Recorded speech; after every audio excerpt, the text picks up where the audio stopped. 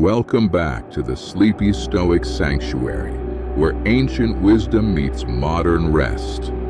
Tonight, we journey into the most beautiful and heartbreaking love story ever told. A tale of music so divine, it could move stones to tears.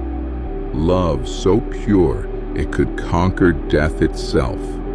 And loss so profound, it created immortal art.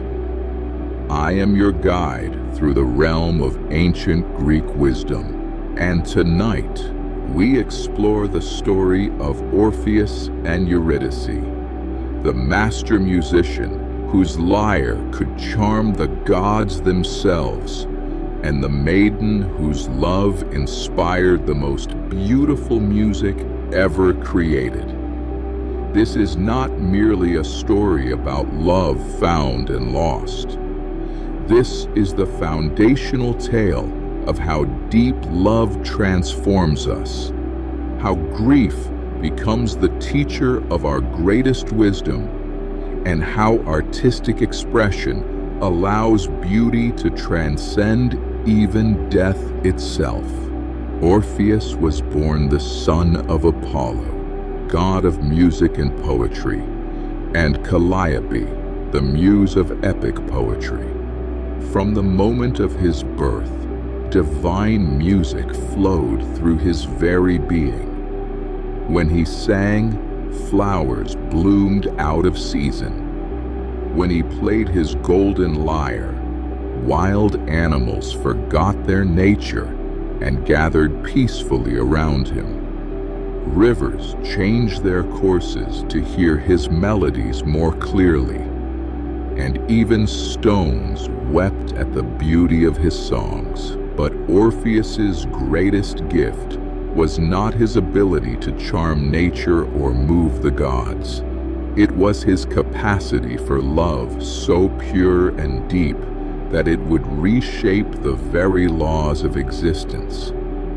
For in the green meadows of Thrace, he would meet a maiden whose beauty matched his music, whose soul resonated with his own in perfect harmony, and whose love would become both his greatest joy and his most profound teacher. Tonight, you will witness how love at its deepest transforms both lover and beloved, how grief can become the source of our most beautiful creations, and how art allows us to touch the eternal, even when we cannot hold on to the temporal. You will understand why the greatest beauty often emerges from the deepest pain, and why love, once truly experienced, never truly dies. Settle deeply into your bed. Close your eyes. Let your breathing slow and deepen. Tonight, we learn that to love deeply is to risk losing everything, but that the beauty created by such love lasts forever. Be calm. Be clear. Be dangerous. Take 3 deep breaths with me now, feeling your heart opening to understand the profound beauty that emerges when we love deeply and create authentically. In through your nose, hold for a moment, and release slowly through your mouth, letting go of any fear about the vulnerability that comes with deep love and genuine artistic expression. Let your shoulders drop away from your ears, releasing any tension about opening your heart fully or sharing your authentic creative self with the world. Your jaw relaxes, your forehead smooths, and your eyes grow heavy with the wisdom that comes from understanding that the capacity to love and create beauty is the most divine gift we possess. Starting from the crown of your head, imagine a warm, golden light beginning to flow down through your body. This is not just any light, but the radiance of perfect love and pure artistic expression. The same light that flowed between Orpheus and Eurydice when they first discovered each other. Feel it flowing down your forehead, relaxing every muscle, teaching you that beauty shared becomes doubled, and love expressed through art becomes immortal. The golden light of perfect love moves down your neck and shoulders, releasing any fear about being truly seen and known by another. Your arms grow heavy and relaxed, sinking deeper into the mattress, understanding that the greatest strength comes from the courage to be vulnerable, to love without guarantee, to create without promise of appreciation. Your chest rises and falls in a natural, peaceful rhythm. Each breath brings you deeper into the understanding that love and art require the same courage, the willingness to offer your authentic self to the world. Feel the warm light flowing down through your torso, relaxing your back, your abdomen, releasing any shame about the depth of your emotions or the intensity of your creative desires. You are safe here in this moment. You are protected by the understanding that to feel deeply is not weakness, but the highest expression of human consciousness. The light of perfect love continues down through your hips and thighs, warming every muscle, teaching you that beauty is not in perfection, but in authenticity, not in control, but in surrender to what is true and meaningful. Your legs grow heavy, sinking into the bed like a musician who has played their heart out and can now rest in the satisfaction of beauty shared. Down through your calves and feet, the golden light of love and artistic expression completes its journey, leaving you completely relaxed, completely at peace, completely ready to witness how the deepest love creates the most beautiful art, and how even loss can become a gift when transformed through creative expression into something eternal. Your mind grows quiet and receptive, like the peaceful meadow where perfect love first blooms and artist first discovers their muse. You are ready for whatever wisdom this ancient tale will bring to your understanding of deep connection, creative expression, and the profound beauty that emerges when love and art unite.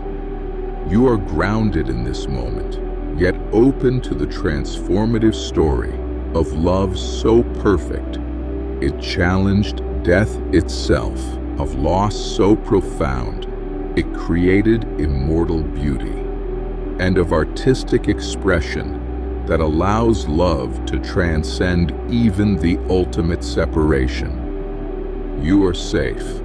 You are beautiful. You are ready to learn how love deepens our capacity for creation. how loss teaches us the preciousness of connection, and how art makes the temporary eternal.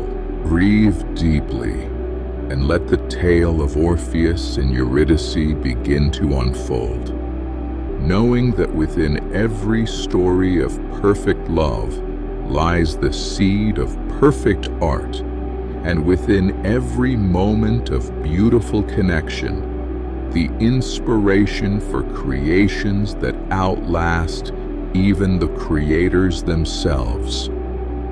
In the green meadows of Thrace, where wildflowers grew in abundance and streams sang their way to the sea, Orpheus often came to practice his divine music in solitude. On this particular morning, as spring reached its fullest bloom, he sat beneath an ancient oak tree, his golden lyre catching the early sunlight as melodies flowed from his fingers like visible streams of beauty. The music he played that morning was different from anything he had ever created, more tender, more yearning, as if his soul were calling to something it had never found but always known was missing. Birds gathered in unprecedented numbers.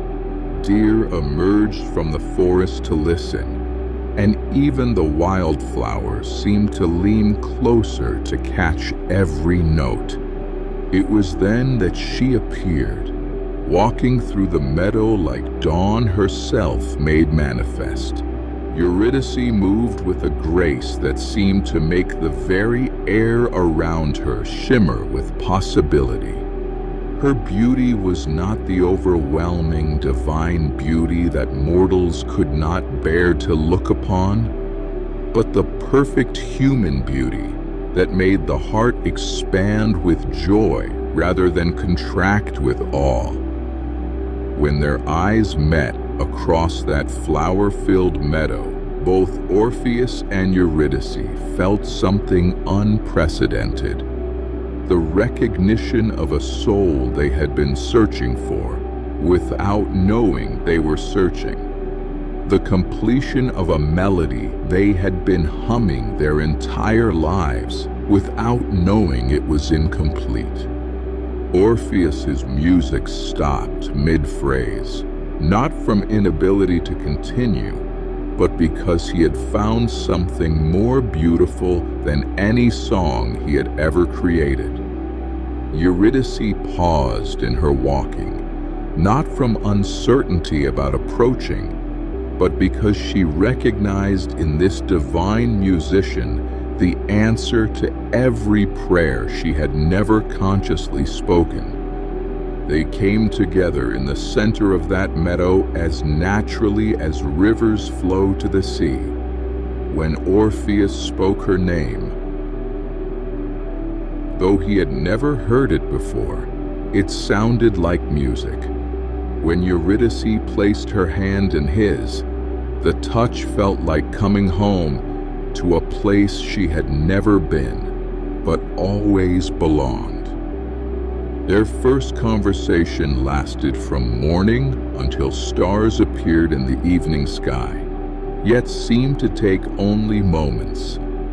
They spoke of music and poetry, of dreams and hopes, of the strange feeling that they had been waiting their entire lives for this exact moment in this exact meadow. When Orpheus played for her that evening, his music reached depths of beauty he had never imagined possible, as if her presence had unlocked chambers in his soul he hadn't known existed.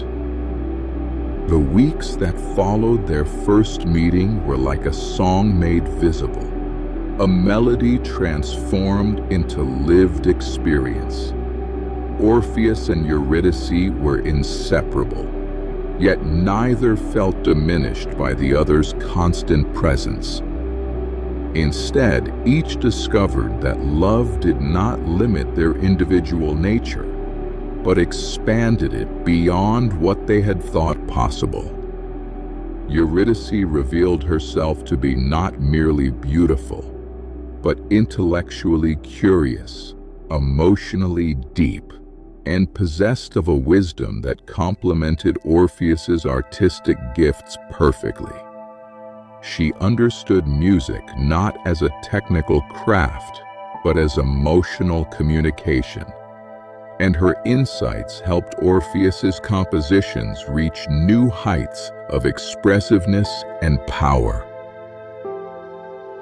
More remarkably, Eurydice began to compose poetry that matched the beauty of Orpheus's melodies.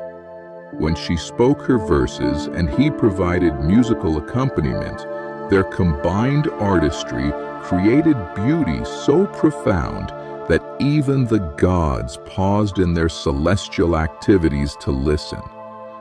They were becoming not just lovers, but artistic collaborators, each inspiring the other to discover capabilities they had never suspected they possessed. Their daily routine became a symphony of shared joy.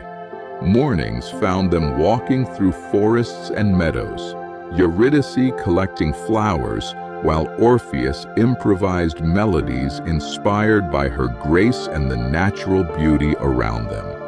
Afternoons were spent in creative collaboration, she writing poetry while he composed, each offering suggestions that enhanced the other's work without ever diminishing their individual voice. Evenings were for sharing their creations with each other and with the growing community of humans and woodland creatures who gathered to hear their combined artistry. Word of their remarkable partnership spread throughout the region, drawing visitors who traveled great distances to witness love and art in such perfect harmony. But beyond their public performances, their private moments together revealed the deeper magic of perfect love. They discovered that true intimacy comes not from losing oneself in another, but from being so completely accepted that one dares to become more fully oneself than ever before. In Eurydice's presence, Orpheus's music reached depths of tenderness he had never accessed. In Orpheus's presence, Eurydice's poetry touched heights of passion and wisdom that amazed even her. They complemented each other so perfectly that other lovers would come to them for advice, seeking to understand how two people could be so completely individual, yet so perfectly united. Their love became legendary, not for its passion alone, but for how it elevated both lovers while creating beauty that enriched everyone who witnessed it. The day of their wedding arrived with weather so perfect it seemed the gods themselves had ordained the celebration. The ceremony took place in the same meadow where they had first met, but now that simple field had been transformed into a setting worthy of divine romance. Flowers bloomed in patterns too beautiful to be natural. Streams flowed with water so clear it seemed like liquid crystal, and the very air shimmered with the joy of the assembled guests. Mortals came from across the known world to witness the union of the divine musician and his beloved. But most remarkably, the gods themselves descended from Olympus to honor this marriage. Apollo, Orpheus's divine father, appeared in radiant splendor to bless his son's choice. The 9 muses arrived together, singing harmonies so beautiful that even the wedding guests wept with joy. Aphrodite herself, goddess of love, declared that rarely had she seen a union so perfectly matched in all aspects: heart, mind, soul, and artistic vision. Eurydice appeared in a gown woven by the fates themselves, white silk that seemed to capture and reflect every ray of sunlight, embroidered with golden threads that formed patterns of musical notes and poetry verses. Her beauty on that day transcended the merely physical and entered the realm of the spiritual. She radiated the inner glow that comes to a woman who knows herself completely loved and who loves completely in return. Orpheus wore robes of deep blue that seemed to hold the depth of evening sky, with his golden lyre across his shoulder. When he saw his bride approaching through the flower-strewn pathway, his face lit with such pure joy that several witnesses later claimed they understood for the first time what divine happiness looked like when expressed through mortal features. The ceremony itself was conducted by Hymen, god of weddings, who declared that this union would serve as the template for all perfect marriages that would follow throughout human history. When Orpheus and Eurydice spoke their vows, their words were accompanied by music so beautiful it seemed to emanate not from instruments, but from the air itself, moved by the power of their commitment. The celebration that followed lasted 3 days and nights. Orpheus and Eurydice performed together as husband and wife for the first time, creating music and poetry that celebrated not just their love, but the eternal possibility of perfect union between souls.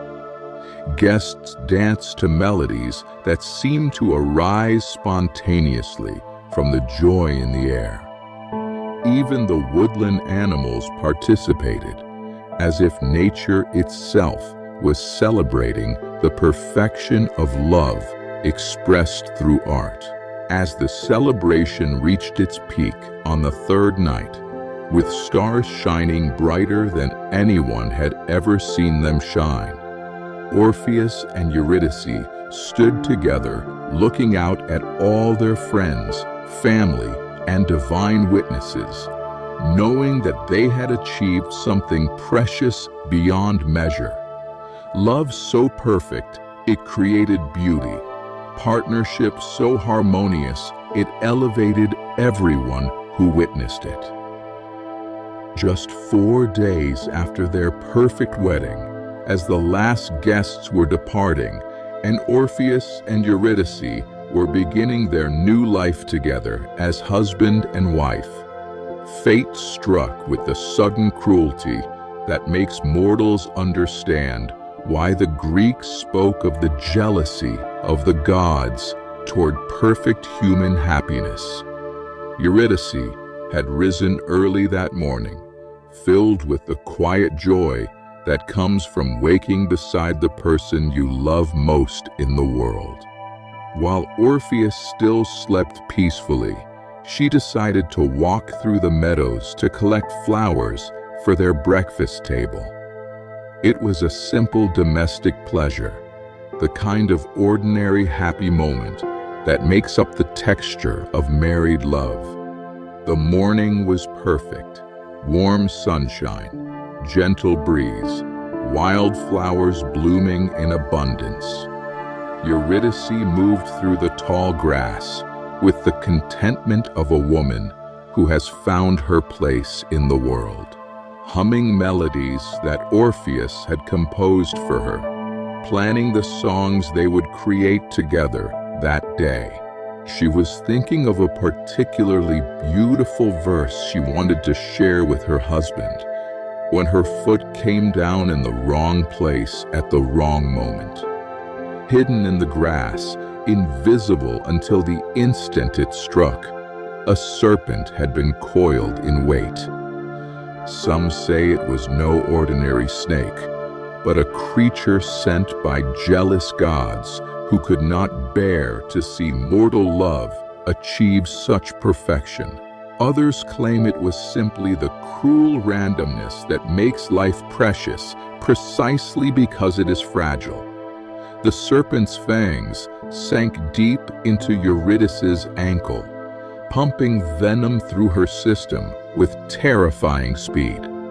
She had time for only a single cry, not of pain, but of grief for the life she was about to lose, the love she was about to leave behind, the music she and Orpheus would never create together.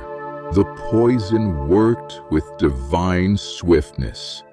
Within moments, the young woman who had been the embodiment of life, love, and artistic inspiration lay still in the meadow grass, her beauty unchanged, but her spirit already beginning its journey to the underworld. The flowers around her seemed to droop in sympathy, and even the morning light grew dimmer, as if the sun itself understood that something irreplaceably precious had been lost. When Orpheus woke and found her missing, he followed the sound of her morning humming to the meadow. The sight that greeted him there would haunt him forever.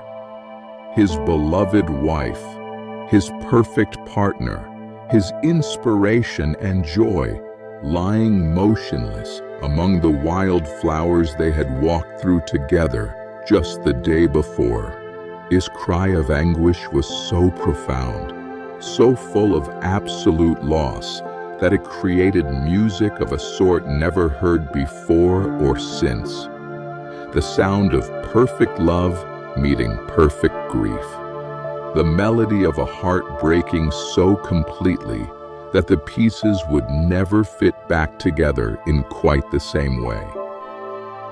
Orpheus held Eurydice's lifeless body until the sun set and stars appeared in the sky above them, as if time had stopped to honor their perfect love and devastating loss.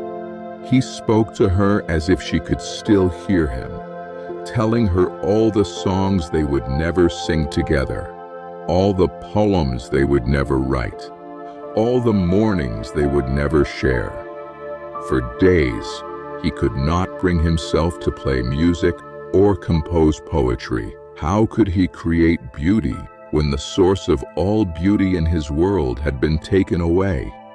How could he sing of joy when his heart held only emptiness?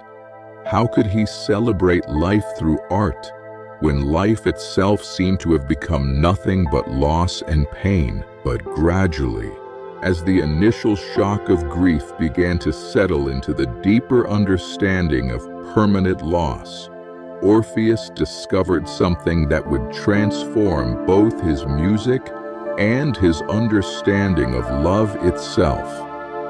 The pain he felt was not the opposite of the joy he had known. It was proof of how deep that joy had been. The devastation of losing Eurydice was the exact measure of how precious having her had been. When he finally picked up his lyre again, the music that emerged was unlike anything he had ever created. It was not the pretty melodies of his youth, or even the beautiful compositions of his courtship with Eurydice. This was music that came from the deepest places of the human heart. Melodies that spoke of love so profound that death could not diminish it. Harmonies that expressed grief so complete it had become a form of worship. The songs he composed in those dark days moved listeners in ways that his previous music, beautiful as it had been, never could. They spoke to everyone who had ever loved and lost, everyone who had ever felt the ache of missing someone whose absence created a hole in the world that could never be filled. His music became a bridge between the living and the dead, between joy and sorrow, between love and loss. As weeks passed, Orpheus began to understand that his grief was teaching him something crucial about the nature of love and art. Perfect love does not end with death. It transforms. The love he had shared with Eurydice was not gone. It had become the source of music that would comfort countless other hearts throughout history. His loss was not meaningless. It was creating meaning for everyone who would ever experience similar pain. Most importantly, he began to realize that if love truly transcended the physical world, if the beauty he and Eurydice had created together was eternal, then perhaps love could transcend even death itself. Perhaps the separation that seemed so absolute was not final. Perhaps there was a way to bridge even the ultimate divide. The idea came to him like a song half remembered from a dream. If his music could move stones to tears and make rivers change their courses, if his melodies could charm gods and make wild animals forget their nature, then perhaps his art could accomplish the ultimate impossibility. Perhaps he could go to the realm of the dead and convince even Hades and Persephone to release his beloved back to the world of the living. Every rational part of his mind told him this was madness. No living person had ever descended to the underworld and returned. The realm of the dead was not meant for the living, and the gods of death did not negotiate with mortals. Even if he could somehow reach Hades' throne, why would the king of the dead care about one mortal's grief, no matter how eloquently expressed? But love, Orpheus had learned, is not rational. Love does not calculate odds or weigh probabilities. Love sees only what it cannot bear to lose, and asks not whether rescue is possible, but only whether it is necessary. And for Orpheus, bringing Eurydice back to the world of beauty, music, and shared creation was not just necessary. It was the only thing that could make existence meaningful again. He spent days preparing for the journey, both practically and spiritually. He studied the ancient stories of the underworld's geography, learning the names of its rivers and regions, understanding the protocols that governed the realm of the dead. He composed songs specifically for this mission, melodies that would express not demand, but supplication, not entitlement, but humble request based on the power of love itself. Most importantly, he prepared his heart for what he might find in the darkness below.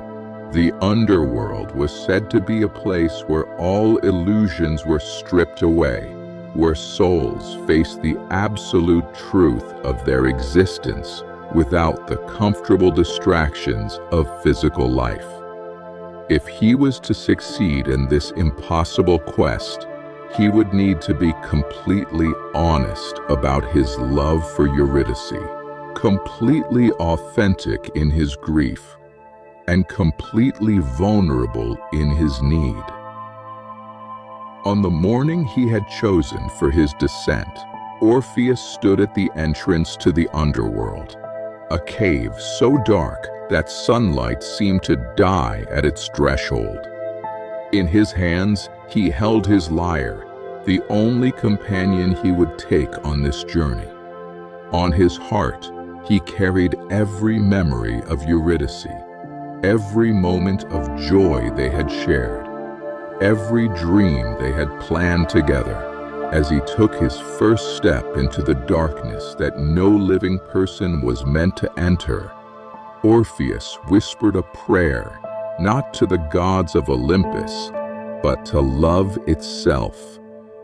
That force which had brought him the greatest happiness he had ever known, and which now drove him to attempt the impossible in hopes of knowing such happiness again. The descent into the underworld was like entering a realm where beauty had been forgotten and hope had died. The air grew thick and cold, filled with the whispers of countless souls who had crossed the boundary from life to death and could never return. Orpheus walked through caverns where light had never existed, guided only by the faint glow that seemed to emanate from his lyre itself. As he traveled deeper into the realm of the dead, something unprecedented began to happen. The spirits of the deceased, who had been wandering in eternal twilight, began to gather around him. They were drawn not by curiosity about a living intruder, but by something they had not experienced since their deaths: beauty that made existence feel meaningful again. Orpheus played as he walked, not the triumphant marches that living heroes might use to intimidate the powers of darkness, but gentle melodies filled with love, loss, and longing. His music spoke to the part of these spirits that remembered what it felt like to love someone more than life itself, to lose that love, and to ache with the emptiness left behind. The effect of his music on the underworld was miraculous. Tantalus, eternally tormented by water and fruit that remained forever just beyond his reach, found that his thirst and hunger were temporarily forgotten as he listened to songs that spoke of deeper satisfactions than physical pleasure. Sisyphus, condemned to push his boulder up the mountain for eternity, paused in his labor as melodies reminded him of purposes more meaningful than endless toil. Most remarkably, the Furies themselves, those terrible goddesses whose role was to torment the guilty with eternal punishment, found their fierce hearts softened by music that spoke not of justice or vengeance, but of love that transcended all boundaries. For the first time in their immortal existence, tears appeared in their terrible eyes. As Orpheus approached the palace of Hades and Persephone, word of his arrival had already spread throughout the underworld. Never before had a living person brought beauty to this realm of endings. Never before had art made the dead remember what it felt like to be fully alive. The very foundations of the underworld seemed to vibrate with new possibilities as this impossible visitor approached the throne of death itself. When Orpheus finally reached the great hall where Hades ruled over his dark kingdom, he found the king and queen of the dead waiting for him with expressions that mixed curiosity, suspicion, and something that might have been hope. They had heard his music echoing through their realm, had seen the effect it had on their subjects, and they understood that something unprecedented was about to be requested of them. Standing before the throne of Hades and Persephone, with the entire court of the dead gathered around him, Orpheus began to play and sing the most important performance of his immortal career. This was not entertainment or even worship. This was supplication based on the power of perfect love expressed through perfect art. He sang first of how he had met Eurydice, how their love had created beauty that elevated everyone who witnessed it, how their partnership had shown both mortals and gods what divine harmony could look like when expressed through human relationship. His melodies painted pictures of their courtship, their wedding, their brief, perfect marriage, making even the rulers of death remember what it felt like to discover love. Then his song turned to loss, not bitter complaint against fate, but profound grief at beauty cut short, potential unfulfilled, love separated just as it was reaching its greatest expression. He sang of the emptiness in the world that Eurydice's death had created, the silence in the meadow where her laughter should still ring, the incomplete melodies that could only be finished with her voice joining his. Most powerfully, Orpheus sang of love itself, not as selfish desire, but as the force that drives all creation, all art, all beauty, all meaning in existence. His music expressed the understanding that true love does not end with death, but transforms, becoming the source of wisdom, compassion, and creative expression that enriches the entire world. As his song continued, something unprecedented happened in the underworld. Hades, the grim ruler who had never shown mercy to any soul who entered his realm, felt tears flowing down his immortal cheeks. Persephone, who understood the pain of separation from the world above, wept openly at the beauty of love so perfectly expressed through art. The entire court of the dead was transformed by Orpheus's performance. Charon, the ferryman who transported souls across the river Styx, found himself weeping for every love story that ended in separation. Cerberus, the three-headed dog who guarded the entrance to the underworld, whimpered like a pet, missing its master. Even the judges of the dead, whose role was to determine eternal punishments, were moved to compassion by music that spoke of love's redemptive power. When Orpheus finally finished his song and knelt before the throne in humble supplication, the silence in the great hall was absolute. For the first time in the history of the underworld, the rulers of death were considering something that had never been contemplated before: allowing a soul to return from death to life, not as punishment or divine intervention, but as recognition of love's ultimate power over even the ultimate ending. After what seemed like an eternity of contemplation, Hades spoke with a voice that had never before carried compassion, but had been transformed by the power of perfect art expressing perfect love. Orpheus, son of Apollo, the king of the dead, said, "Your music has accomplished what no force in existence has ever achieved. It has made death itself weep for the beauty of life." Persephone, her own voice filled with understanding, born from her annual separation from the world above, added, "We have heard love songs before, but never one that made love itself visible, tangible, undeniable.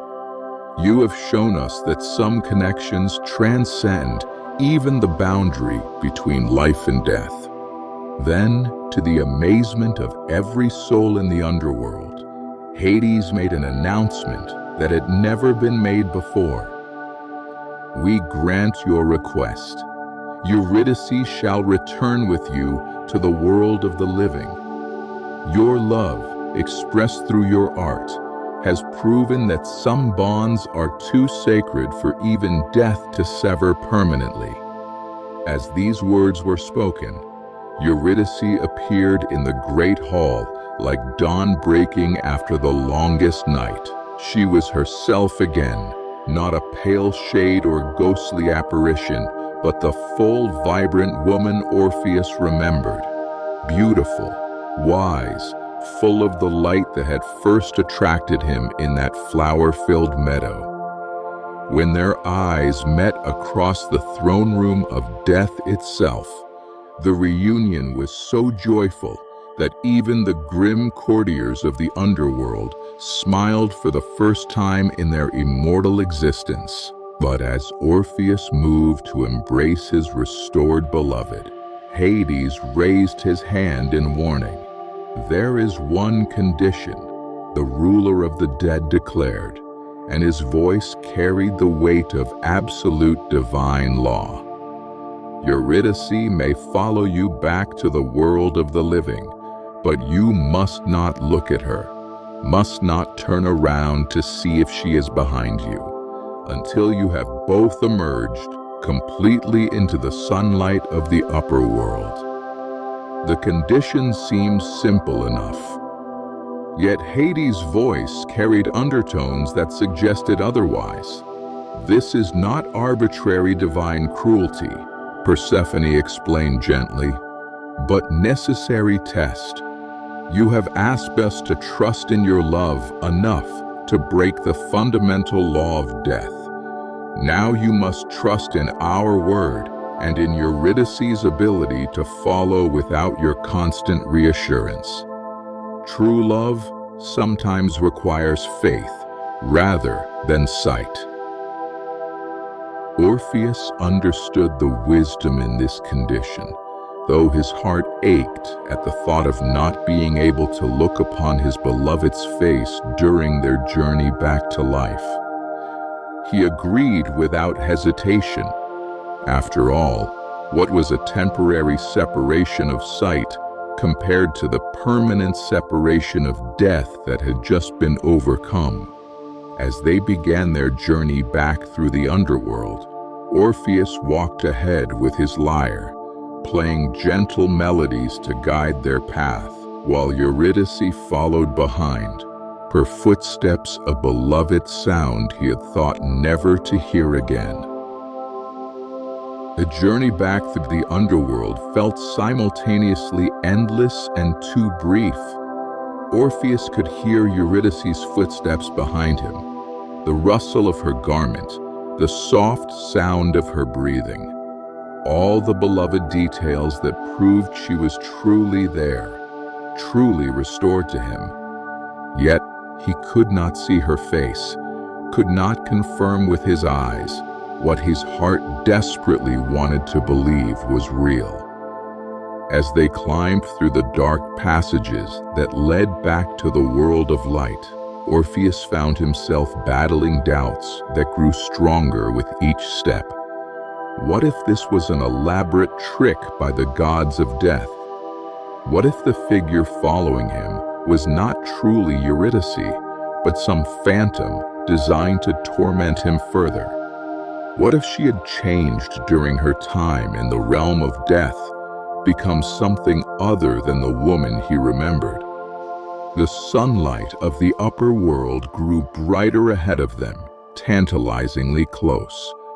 Orpheus could see the entrance to the cave where his impossible journey had begun, could feel the warmth of living sunlight on his face. Just a few more steps, and they would both be in the world of the living again. Their love would be restored, their music could resume, their partnership could continue. But in the moment when victory was almost achieved, when sunlight was just steps away, doubt overwhelmed faith. Orpheus could no longer bear not knowing whether the woman he loved was truly behind him.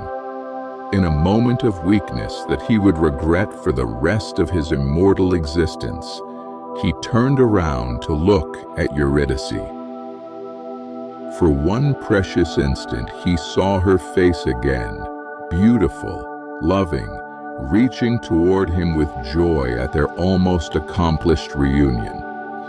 But even as he looked upon her, she began to fade like morning mist touched by sunlight.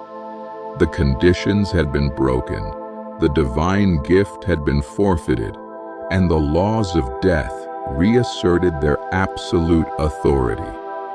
"Orpheus," she whispered as her form became translucent, "why could you not trust just a little longer?"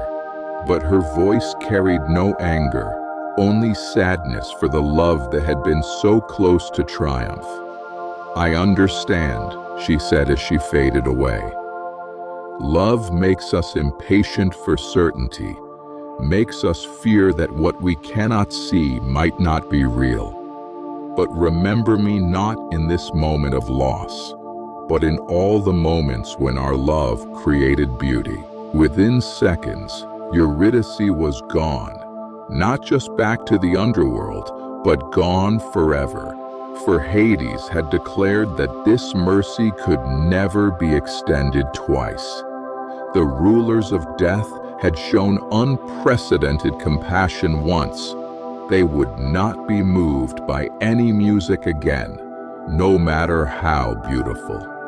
Orpheus stood at the threshold between darkness and light, having lost his beloved twice, once to death, and once to his own inability to trust completely in love's power to transcend what could be seen and proven.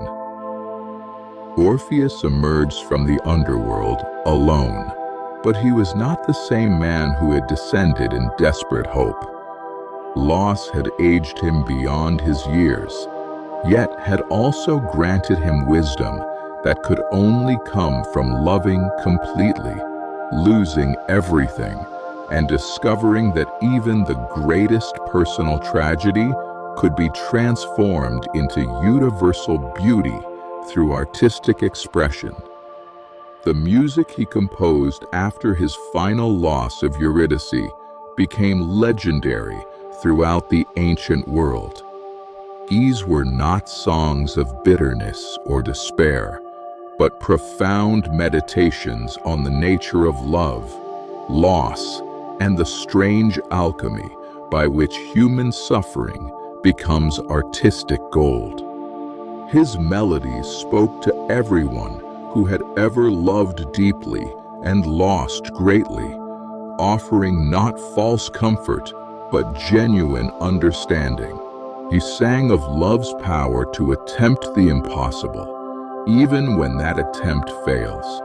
He created music about the beauty of loving so completely that one is willing to risk everything for the beloved's return. He composed songs about the wisdom that comes from discovering that some things, like perfect trust, like faith in what cannot be seen, are more difficult than facing death itself. Most profoundly, Orpheus's later music explored the understanding that love, once experienced at its deepest level, never truly ends. It transforms from personal relationship into universal compassion, from individual joy into artistic expression that touches countless other hearts. Eurydice lived on not as a person he could hold, but as the inspiration for music that would comfort lovers and lost sufferers throughout all of human history. Students came from across the known world to learn from the master who had loved so perfectly that he had moved the gods of death themselves to mercy, and who had transformed even his ultimate failure into music of transcendent beauty. They learned from Orpheus not just techniques of composition and performance, but the deeper truth that the greatest art comes not from happiness alone, but from the full spectrum of human experience: joy and sorrow, connection and loss, faith and doubt, hope and acceptance. In his final years, Orpheus understood that his story with Eurydice had always been about more than their individual love.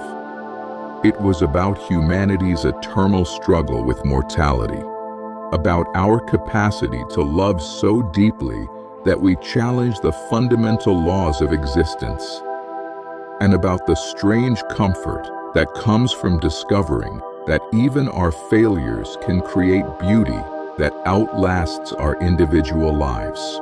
When Orpheus finally died, the 9 muses themselves carried his lyre to the heavens, where it became a constellation. But his true immortality lies not in stars, but in every love song that has ever been written, every work of art that has transformed personal loss into universal beauty, every moment when human creativity has made the temporal eternal. The story of Orpheus and Eurydice speaks to every heart that has ever known deep love and understood how such connection transforms us into our most creative, most beautiful, most authentic selves. Their tale illuminates eternal truths about relationships, loss, and the power of artistic expression to make meaning from even our greatest sorrows. In our modern world, we may not face literal serpents in meadows or journey to literal underworlds, but we all experience the essential human challenge that Orpheus faced: how to love deeply while accepting that everything we love is temporary, how to trust completely while acknowledging that certainty is often impossible, how to create beauty from our experiences of both connection and loss. The wisdom of this ancient story teaches us that the deepest love is not possessive, but creative. Orpheus and Eurydice loved each other not by trying to control or guarantee their relationship, but by inspiring each other to become more fully themselves and to create beauty that enriched the world around them. Their love was measured not by its duration, but by its ability to generate art, joy, and meaning for everyone who witnessed it. When we face loss, whether through death, separation, or the natural changes that time brings to all relationships, Orpheus shows us that grief can become a teacher rather than just a destroyer. The depth of our sorrow is exactly proportional to the depth of our love, and both can be transformed through creative expression into gifts that serve others who face similar challenges. Most importantly, the story reminds us that love, once truly experienced, becomes eternal through the beauty it creates. Every poem written by someone missing their beloved, every song composed in memory of deep connection, every work of art inspired by the joy of loving and being loved, these all carry forward the same divine flame that burned between Orpheus and Eurydice. Whether you express your love through music, writing, visual arts, or simply through the way you treat those you care about, you participate in the eternal human project of making love visible, tangible, and immortal. Your willingness to love deeply, to risk loss for the sake of connection, to transform both joy and sorrow into beauty. This makes you part of the same divine creativity that turned a musician's grief into songs that still move hearts thousands of years later. As this timeless tale of perfect love and eternal art settles into your heart, let yourself drift deeper into peaceful rest, knowing that you carry within you the same capacity for deep connection and creative expression that made Orpheus and Eurydice's love immortal through beauty. Sleep now in the understanding that every moment you love deeply, Every act of creativity you offer to the world, every choice to transform both joy and sorrow into something beautiful, makes you part of the eternal conversation between love and art that began in ancient Greece and continues in every heart that dares to love completely. Let the gentle sounds of eternal music and starlit peace carry you into dreams where love and creativity unite, where beauty transcends time, and where you awaken tomorrow more prepared to love deeply and express that love through whatever art your life allows. Be calm, be clear, be dangerous.